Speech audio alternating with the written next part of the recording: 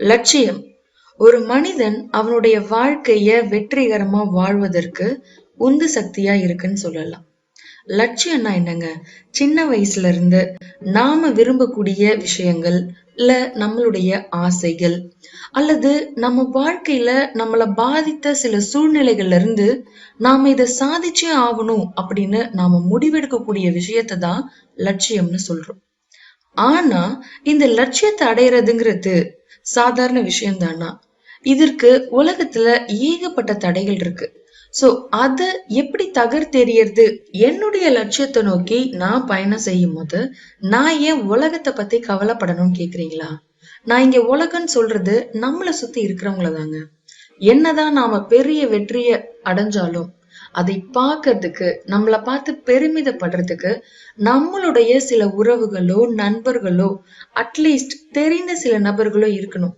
அப்போதான் நம்மளுடைய மகிழ்ச்சி இரட்டிப்பாகும்.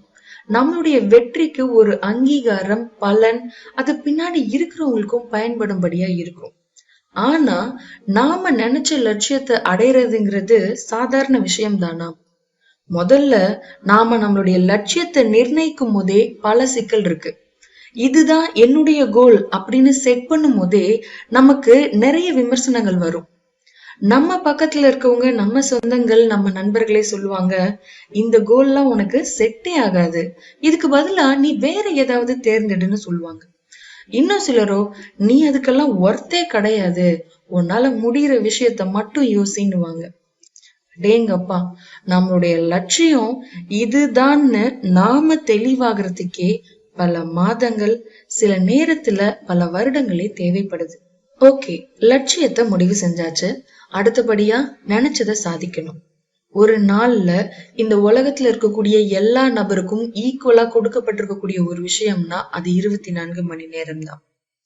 இந்த நேரத்துல ஒவ்வொரு நபருடைய ஷெட்யூலும் அவங்களுடைய சூழ்நிலை, கமிட்மெண்ட்டுக்கு ஏத்த மாதிரி வித்தியாசமா இருக்கும். சில பேர் அவங்கள காப்பாத்திக்கிறதுக்காக ஓட வேண்டியது இருக்கும். சில பேர் அவங்கள நம்பி இருக்கவங்களுக்கும் சேர்த்து அவங்க உழைக்க வேண்டியது இருக்கும். ஒவ்வொரு நபருக்கும் ஒவ்வொரு கஷ்டங்கள் இருக்கதான் செய்யுது. இவ்வளவு கமிட்மெண்ட்ஸையும் அவங்க தாண்டி அவங்களுக்கு இருக்கக்கூடிய ஒவ்வொரு 24 மணி நேரத்திலும் அவங்க லட்சியத்தையும் நோக்கி அவங்க பயணம் செய்யறாங்க. இப்படி கஷ்டப்பட்டு அவங்க உடனே ஜெயிச்சிட முடியுமா? எல்லா நேரத்திலும் இது சாத்தியம் இல்லை. ஏன்னா அவங்களுடைய இலக்குகள் பெரியதாக இருக்கும்போது அதை வெற்றி பெறுவதற்கு, அதை அடைவதற்கு சற்று கால அவகாசம் தேவைப்படதான் செய்யும். நல்லா உழைச்சிருப்போம், நல்லா படிச்சிருப்போம், நல்லா பர்ஃபார்ம் பண்ணிருப்போம், ஆனாலும் தோத்துருப்போம். ஆனா இந்த நேரத்துல நாம துவன்ற கூடாது. சில நேரங்கள்ல முதல்ல தோற்கும் போது கூட நிறைய பேர், பரவாயில்ல, இது உன்னுடைய முதல் தோல்விதான், கண்டிப்பா அடுத்த தடவை நீ வெற்றி பெற்றுடுவன்னு ஆறுதல் சொல்லுவாங்க. ஆனா 2வது தடவை, 3வது தடவை, 4வது தடவைன்னு படிப்படியா நீங்க தோல்வியை சந்திச்சுக்கிட்டு வரும்போது உங்களுக்கு ஆறுதல் சொல்ல ஆட்கள் வருவாங்கன்றது குறைவாதான் இருக்கும். இந்த நேரம்தான் நிறைய பேருக்கு சத்திய சோதனையா இருக்கும்.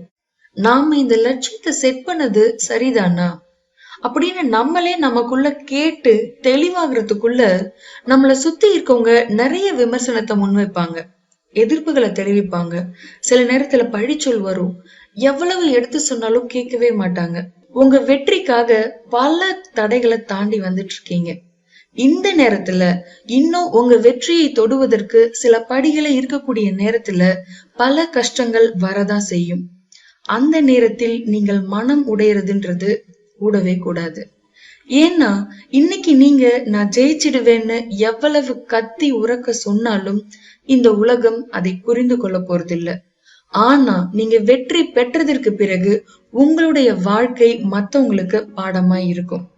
நல்லா ஒரு தடவை யோசிச்சு பாருங்க.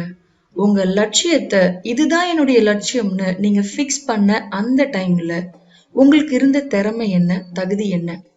இப்போ நீங்க பல தோல்விகளை கடந்து வந்ததுக்கு பிறகு உங்களுடைய தகுதி என்னவா இருக்கு, திறமை என்னவா இருக்கு?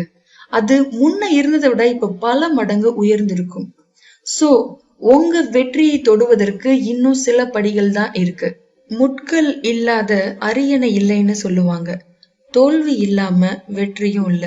தெளிவா லட்சியத்தை நோக்கி பயணம் செய்யுங்க. அதுல வைராக்கியமா இருங்க.